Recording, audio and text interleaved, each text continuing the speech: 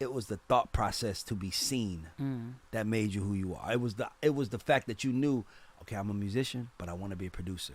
And if only way that's a thought process. We don't talk enough about mindset.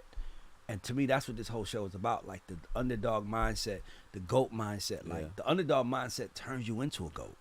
Exactly. That I did love the Kanye documentary. That was the biggest takeaway for me. It's not a coincidence that he was the most underrated on that label and became one of the biggest artists in the world.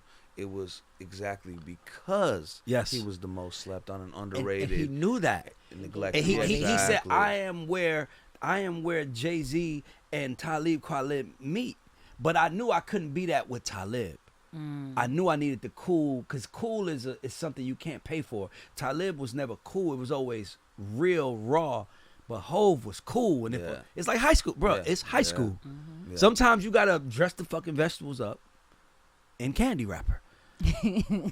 That's serious. So they can open it up and see it and be like, and then they start liking it. They're like, by the way, you're eating vegetables. Get out of here. These ain't vegetables. It's candy. No, bro, it's vegetables. And Kanye as an adult, Kanye's College Dropout album was probably the most important album of my adulthood. And it was because let's be honest, Jay-Z's probably the coolest man alive. Him and Barack Obama's probably the coolest black men to ever live. That's some shit that's in you. You can't pay for that.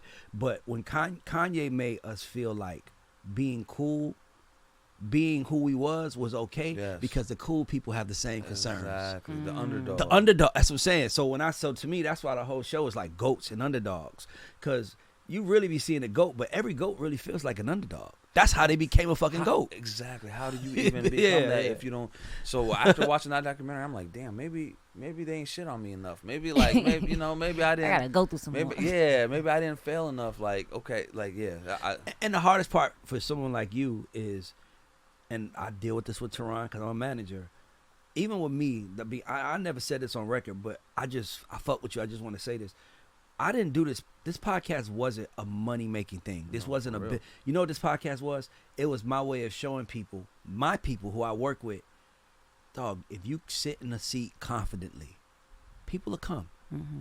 Like, this is just, you're sitting in your seat. When I came in here, usually it's me, Tamira. No, I put this is your seat because you sit, this is a seat you built. We came to what you built.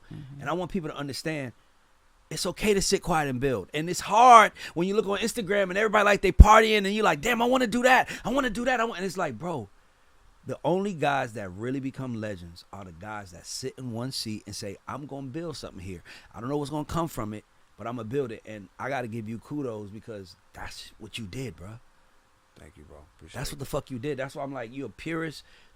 Do not change that. Like, do not change that. Because even now, it's like I said, Tab was hitting me, Jeff Gitty. I heard your name, but I always heard it as an artist, I thought. So I knew it from, you just hear your name, and he's like, Jeff Gitty. And then he hit me, and then he was like, Tehran, Jeff Gitty. And I was like, Tehran, look, Tab's our brother. He got this guy he wanted to meet. And then I was like, Tehran, let's just go see what's up. Tehran, bro.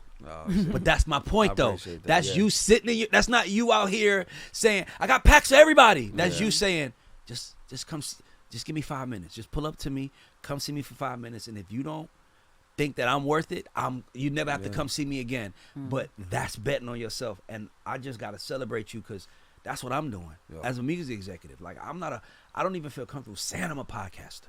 The real thing is, Ray, More I than can't even tell you how many of my friends in the industry hit me up and was telling me like, yo, you gotta check out, look at this clip, like. And so I, just yesterday, Jeff Robinson sent me something that, a clip that he agreed with, and so I just feel like, you're doing something real, and it's the people are reacting to it. It's the community is, but it's hard. But it's hard to step out on your own, and talk. It's hard to step out because then it's like if I'm filming a podcast, I'm not chasing money from my clients. And you having the conversations that I usually had behind closed doors. That was the most important thing to me. I'm like, I learned more from experience.